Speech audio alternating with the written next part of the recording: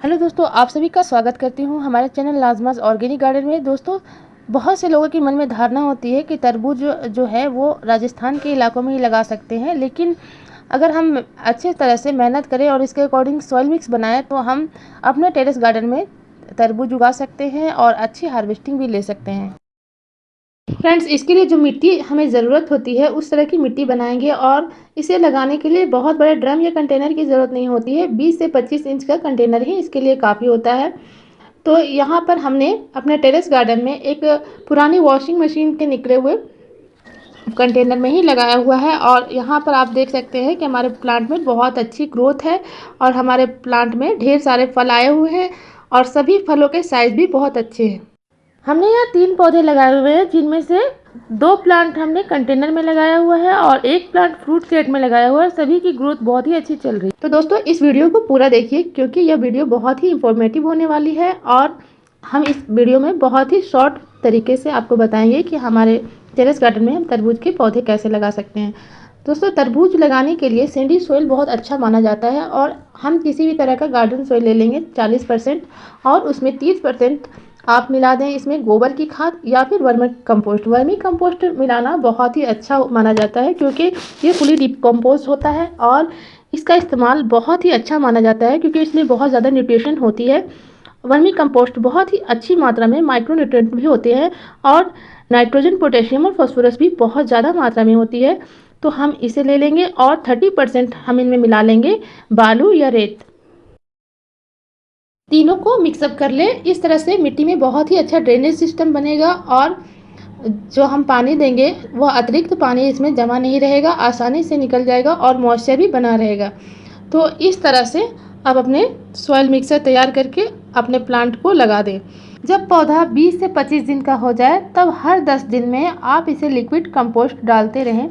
Liquid खाद में vermi compost से बनी हुई खाद, पत्तियों से बनी हुई खाद और फलों और सब्जियों के छिलके से बनी हुई लिक्विड फर्टिलाइज़र को आप अपने पौधे पर डाल सकते हैं। तरबूज के पौधे को काफ़ी ज़्यादा न्यूट्रिशन की ज़रूरत होती है क्योंकि इसके फ्रूट बड़े साइज़ के होते हैं और एक बार में कई फल बनाने के लिए इसे न्यूट्रिशन की अच्छी मात्रा प्रोवाइड करानी पड़ती है और अलग अलग तरह के ऑर्गेनिक फर्टिलाइज़र को हमें ऐड करना होता है। दूसरा, हमें ध्यान रखना है कि पानी की ओवर वाटरिंग हमें नहीं करनी है। हमें बस मिट्टी को मॉइस्चर बनाकर रखना है और ऊपरी सरफेस एरिया को सूखने पर ही पानी देना है और ध्यान रखना है कि हमें इसकी पानी की कमी भी नहीं होने देनी है। एक बार अगर हम इसके पानी की कमी कर देंगे तो हमारा पौधा जो है वो स्ट्रेस में चला जाएगा और फ्लावरिंग ड्रॉप करने लगेगा, तो इसके फ्रूट भी अच्छे से नहीं बन पाएंगे उस समय। तो हमें अच्छे से इसमें पानी देना है और ओवर वाटरिंग भी नहीं करनी है। शाम के वक्त अपने प्लांट पर इस तरह से शावर कर सकते हैं ताकि आपका जो प्लांट है वो पूरी तरह से हेल्दी रहे। दोस्तों, बहुत से लोग ये जानना चाहते हैं कि इसको लगाने का सही समय क्या है। तो तरबूज गर्मियों की फसल है और इसे हम फरवरी से मार्च में लगा सकते हैं। इसकी सीडलिंग का टाइम फरवरी में बहुत अच्छा रहता है और अच्छी क्वालिटी का बीज लेकर आप इसे 12 घंटे तक पानी में डिप करके छोड़ दें और उसके बाद आप इसे कोकोपीट या मिट्टी में लगा दें और 10 से 12 दिनों बाद आप इसे ट्रांसप्लांट भी कर सकते हैं। तो दोस्तों, आप यहाँ देखिए कि हमारे टेरेस गार्डन पर बहुत ही अच्छी तरह से ये फ्रूटिंग कर रहे हैं और इसके साइज़ भी बहुत अच्छे हैं। फुली ऑर्गेनिक बेस पर हमने लगाए हुए हैं ये फल और यहाँ भी आप देखिए कि फल लगे हुए हैं और छोटे छोटे फल भी आ रहे हैं और हमने 2-3 तरबूज को हार्वेस्ट भी कर लिया है।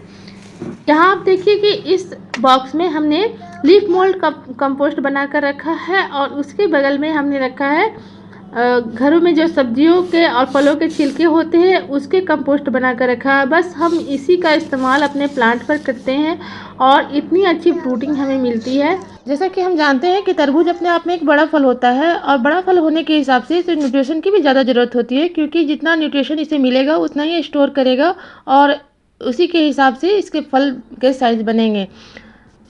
यहाँ आप देखिए कि हमने यहाँ पर किचन वेस्ट से बना हुआ खाद बनाया हुआ है। इसमें सभी माइक्रो न्यूट्रिएंट और मल्टी न्यूट्रिशन मौजूद हैं और सभी तरह के विटामिन इनमें मौजूद हैं।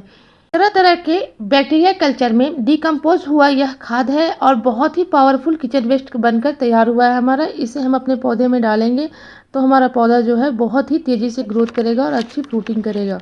इस खाद के डालने के 1 हफ्ते के बाद आप कोई भी लिक्विड फर्टिलाइज़र बनाकर डाल सकते हैं। मैंने यहाँ पर किचन वेस्ट से बने हुए जितने भी फलों और सब्जियों के छिलकों से बना हुआ लिक्विड फर्टिलाइज़र बनाया है, उसमें थोड़ा-सा फर्मेंटेड सरसों की खली 10% इसमें मिलाया हुआ है और 1/4 के रेशियो में आप इस लिक्विड फर्टिलाइज़र को अपने प्लांट पर डाल सकते हैं। यहाँ आप देखिए कि मैंने सरसों की खली को रात भर के लिए इस तरह से पानी में डालकर छोड़ दिया था और किसी छाया वाली जगह में छोड़ दिया था। उसके बाद मैंने यहाँ पे मिट्टी के बर्तन में कुछ किचन वेस्ट जैसे कि सब्जियों और फलों के छिलकों को भी डालकर रात भर के लिए छोड़ दिया था। अब इसे किचन वेस्ट से बने हुए फर्टिलाइज़र में 10% हम सरसों की खली मिलाएंगे, 1:4 के रेशियो में डाइल्यूट करेंगे कि हम अपने प्लांट पर डालेंगे।